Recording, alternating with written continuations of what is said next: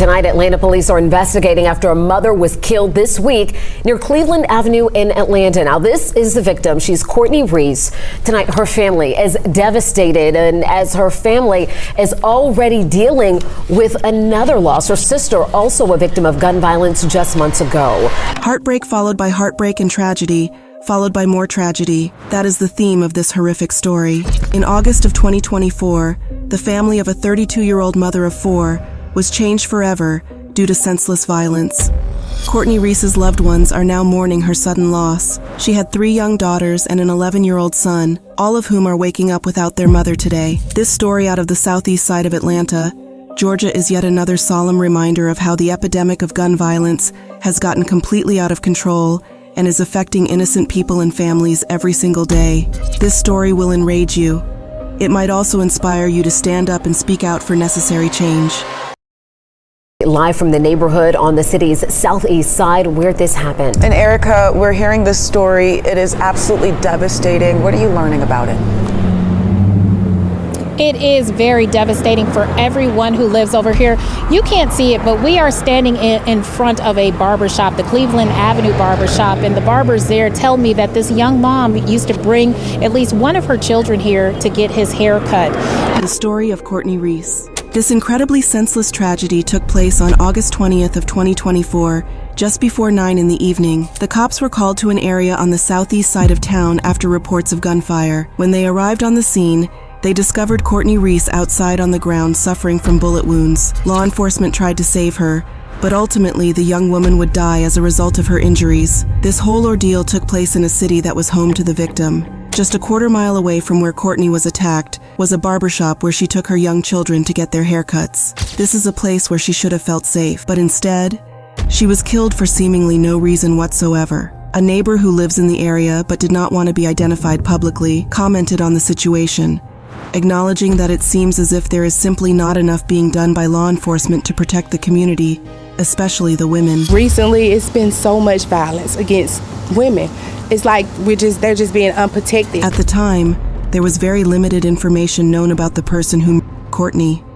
It was said that the person who fired at her was a man wearing a hooded jacket. From that point on, the search began to hunt down this young woman's killer and bring him to justice. Luckily, a neighbor's Ring doorbell camera set up nearby was reportedly able to record the events that took place. That footage has since been released publicly and is making the rounds on social media. The video, which is extremely graphic and hard to watch, shows Courtney pleading with the man who would soon take her life. Her desperate screams for mercy do nothing to sway this man from reaching into his pocket, pulling out his weapon and firing at her repeatedly from close range.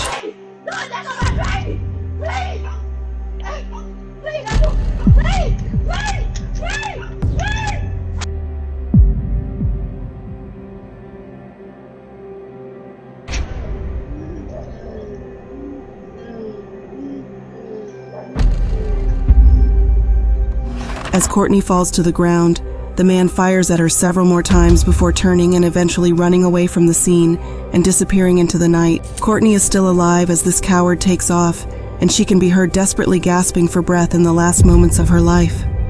This video shows that the crime was senseless in every way. Courtney did nothing wrong and was merely minding her own business when this man decided to take her life. Dr. Travis Barber, who works to fight back against the violence in the city, says that he is no stranger to the area where Courtney lost her life. In fact, he has also lost multiple loved ones of his own to the same crime-ridden area. I know everything about Cleveland, and I lost a cousin over there as well as some friends. Dr. Barber also says that if change doesn't happen and happen quickly, things are going to get worse before they get better.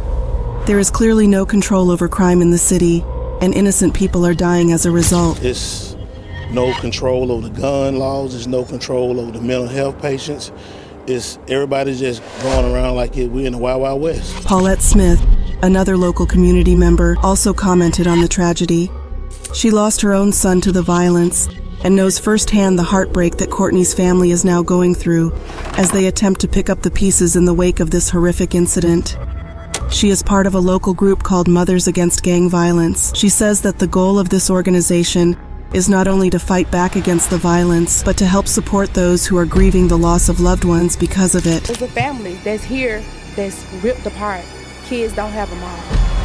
So we as the community, Mothers Against Gang Violence, we are here to wrap around their family. In the days following Courtney's murder, law enforcement did not provide an update about their investigation or any information regarding the identity of the suspect that they were pursuing. The only thing they released with Courtney's identity.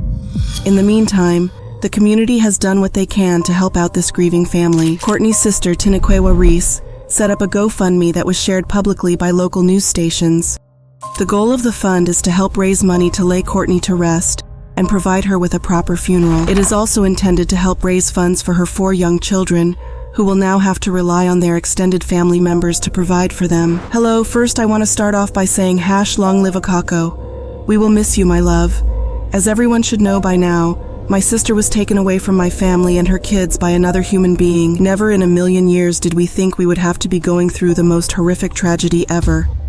My sister did not deserve to leave this earth the way that she did, Tinaquewa wrote in the bio of the GoFundMe. Tinaquewa went on to say that she is committed to doing everything she can to take good care of the 4 beautiful souls her sister left behind. About 1 week after Courtney's senseless murder, a suspect was publicly identified as the man who law enforcement believed was responsible. The attempt to apprehend this man, who was named Derek Rankins, came to a violent and dramatic end that resulted in a law enforcement officer being seriously injured in the process. A violent end to the search for a gunman who killed an Atlanta mother. And today, an Atlanta police officer was shot while serving a warrant for that murder suspect in Henry County. Cops arrived at a home in the Stockbridge neighborhood of Atlanta, where they believed the suspect was located. A fugitive task force was enlisted to help take Derek into custody. The task force was made up of some Atlanta law enforcement officers, as well as officers from other outside agencies. Now, law enforcement doesn't call in this kind of task force when trying to pursue just any old suspect. They are typically only used when dealing with extremely dangerous individuals. So we know that the cops likely had reason to believe that Derek was probably going to attempt to take more lives. When they get involved, either it's a very high-risk warrant that they're serving, or it's very complicated, said one official who works with the agency. However, when Derek became aware of their presence, he began to open fire. One of the officers, an 18-year veteran of the force, was struck in the arm. A standoff then took place, and the incident came to an end with Derek being killed by gunfire. It was not clear, however, whether he took his own life or if he was killed by law enforcement. The officer who was hit by a bullet was rushed to the hospital via a helicopter and is expected to survive his injuries. But this whole thing could have very easily turned out much differently.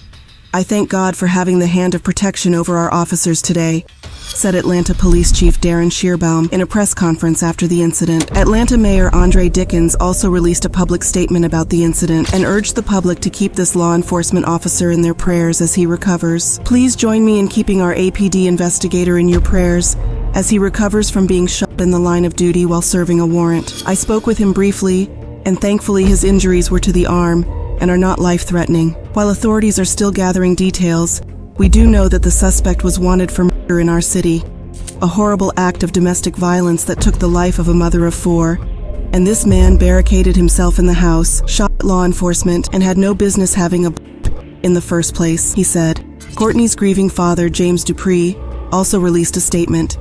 He says that while he doesn't wish harm on anyone, he believes that Derek being killed was the best possible outcome they could have hoped for, because at least it means that he won't be out on the streets and able to take the lives of any more innocent people.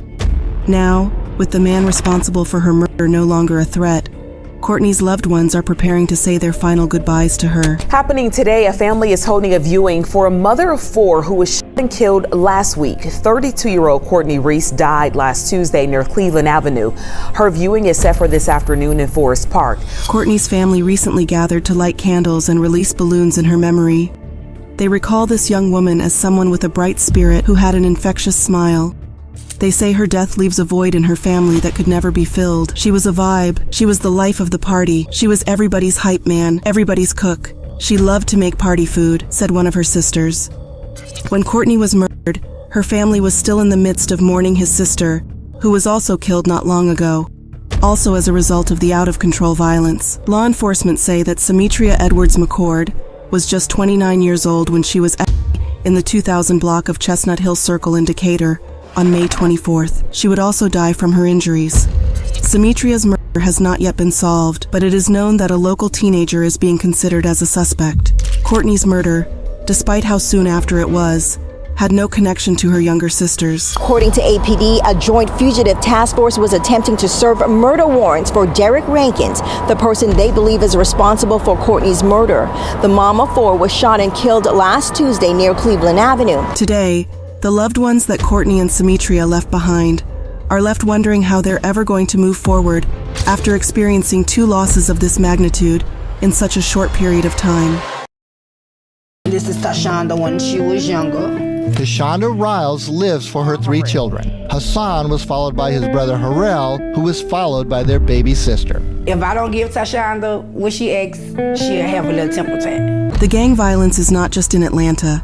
It's taking lives far too sound all over the country, including in New Orleans, Louisiana. Tashonda Riles knows firsthand about the toll this out-of-control crime is having on the community because she's been affected by it in a very personal way. She lost not one but two of her own children to GF violence in a matter of just 2 years. When Tashonda was only in the 8th grade, she lost her brother to gang violence. He was just 17 years old at the time. In the wake of that tragedy, Tashonda watched how her brother's loss affected her mother. I watched my mama go through it. My brother was 17 when he got killed.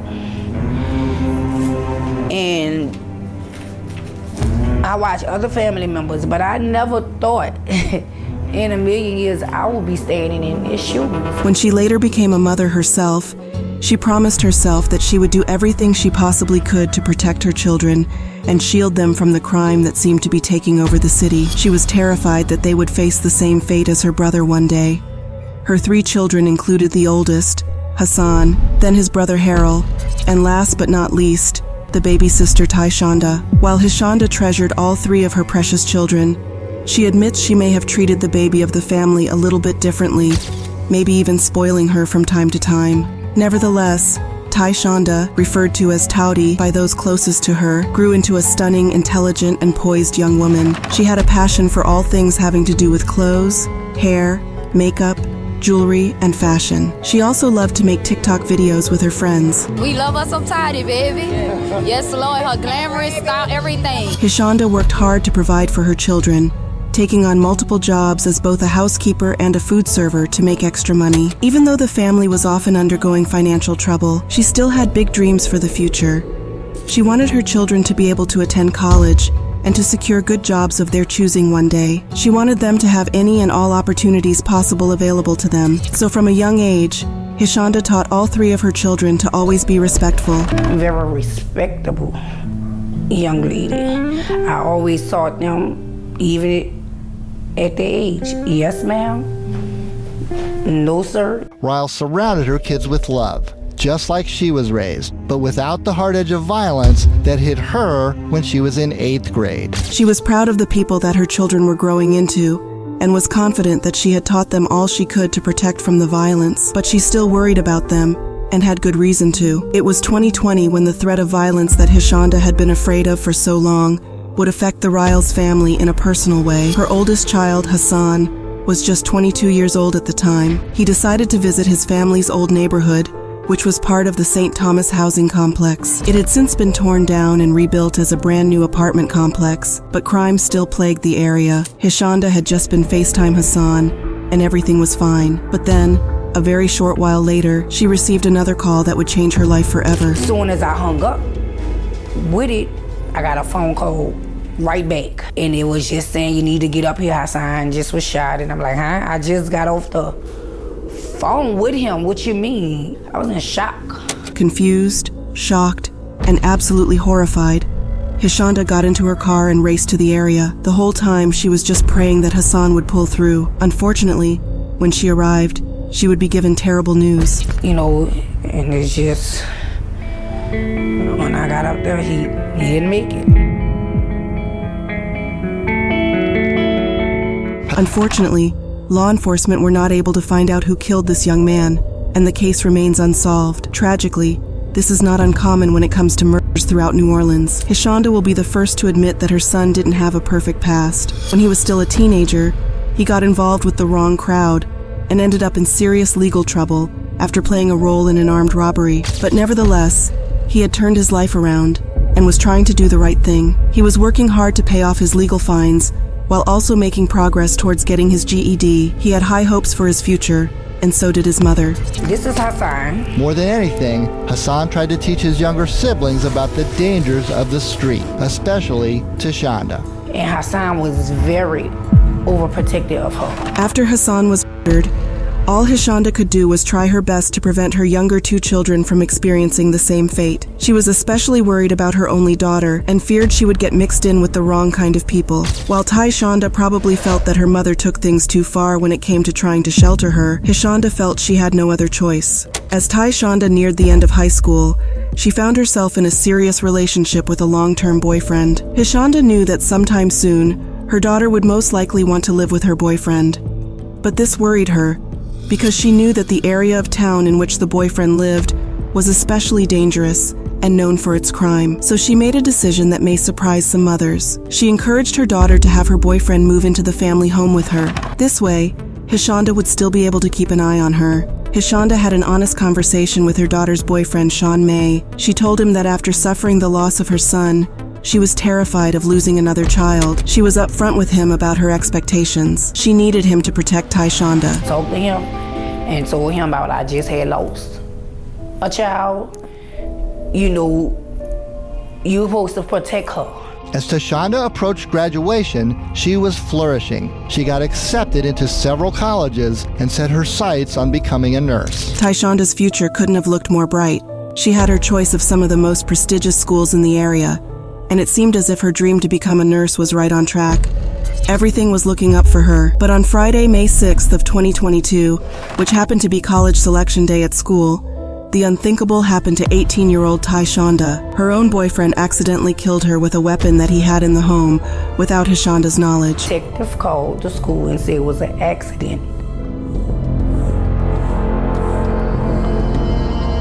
I never even knew he even had a gun in my house, because if he would have, he wouldn't have been allowed in my house. Sean May was arrested. He remains in jail, awaiting trial for manslaughter. After Sean was arrested, his original charge was negligent homicide. He told law enforcement that his firearm went off when he accidentally dropped it.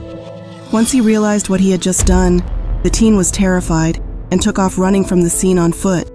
He then threw the weapon into a canal. After the court had learned the details of the incident, including the fact that Sean had fled, instead of trying to get help for Shonda, his charges were upgraded to manslaughter and obstruction of justice. The reality that Shonda is facing now is her worst nightmare. It is everything she worked so hard to avoid. Now she will never see her daughter go after her dreams by going to college and starting a career of her own. Trying to protect her for things like this. Ryle says Tashonda's death hits hardest when she sees other young women laughing, singing, cutting up, just like her daughter. When I see other young ladies that was kind of slimmer like her,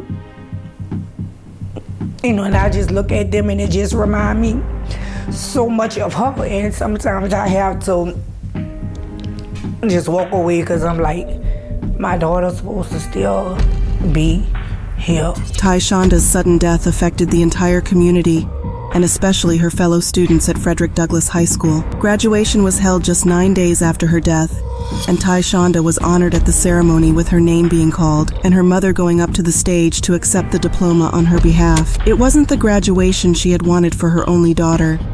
Shonda's friends and her co-workers at the Walmart where she worked part-time remembered the bright and bubbly young girl whose life was cut short far too soon. She had a beautiful smile. She had a beautiful heart. They're supposed to be burying me. I shouldn't be burying them. Just last week, family and friends gathered on her birthday for a memorial. They released balloons. One of her cousins sang a tribute. Baby, I've tried, but I can't forget you. You know you got your hooks in my soul. Tashonda Riles still lives for her kids. She attends every court hearing for Sean May. She recently marched with other families who lost their loved ones to violence. Shonda is now living any mother's worst nightmare, going through life after burying not one but two of her own children. Still, she does her best to be strong and is trying to make sure that neither of her children's deaths were in vain.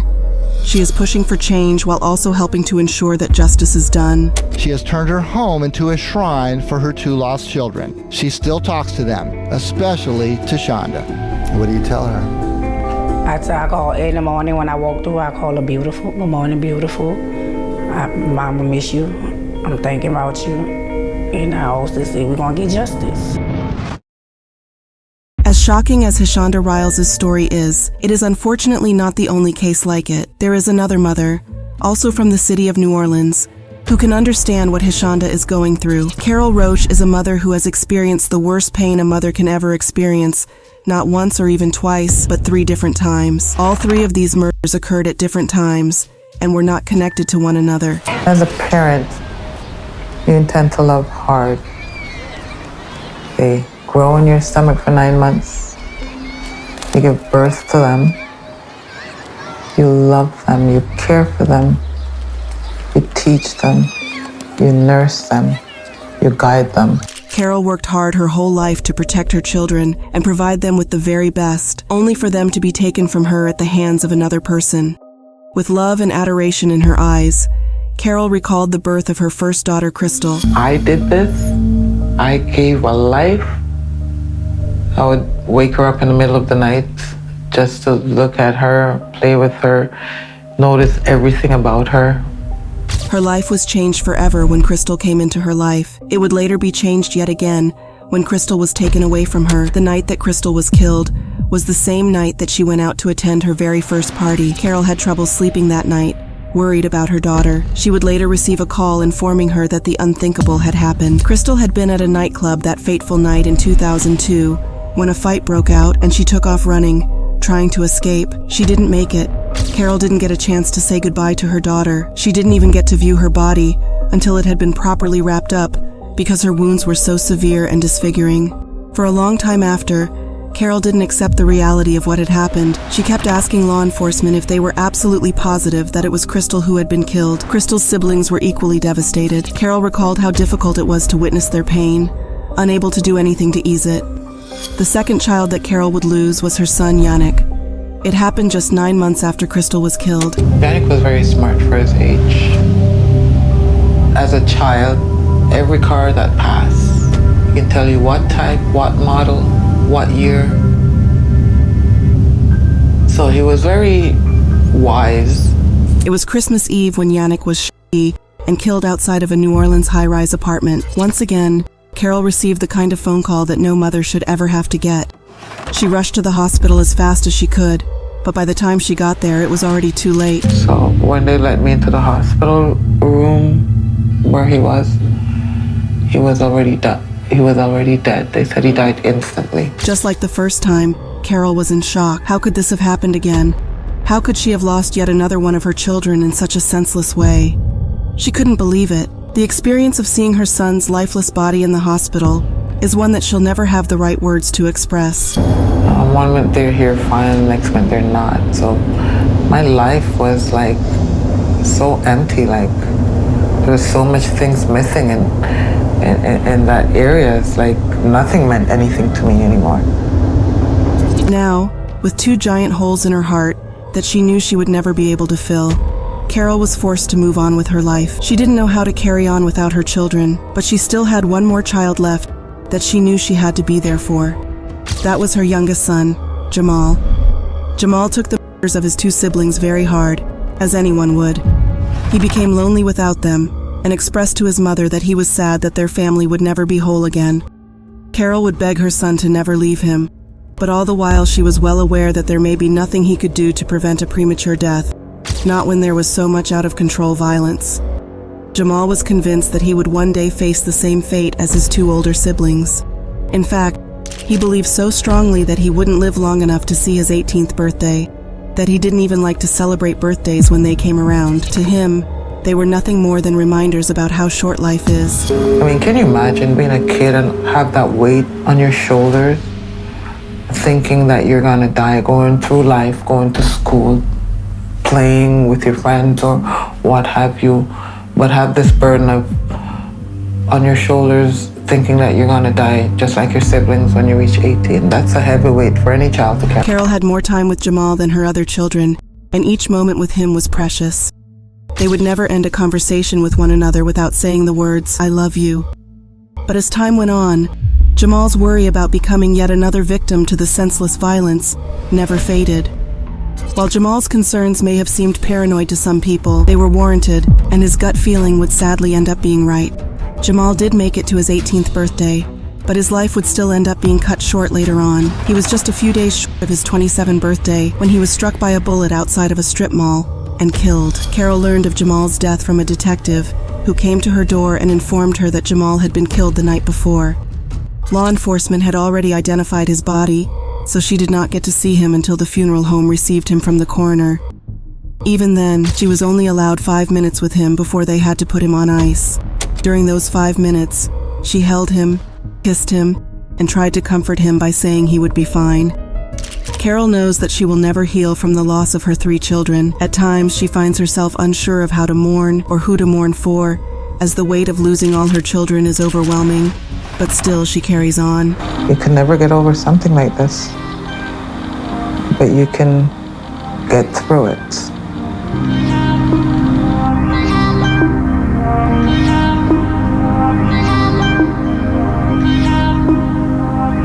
I'll always carry these feelings and these memories of my children, Crystal, Yannick, and Jamal.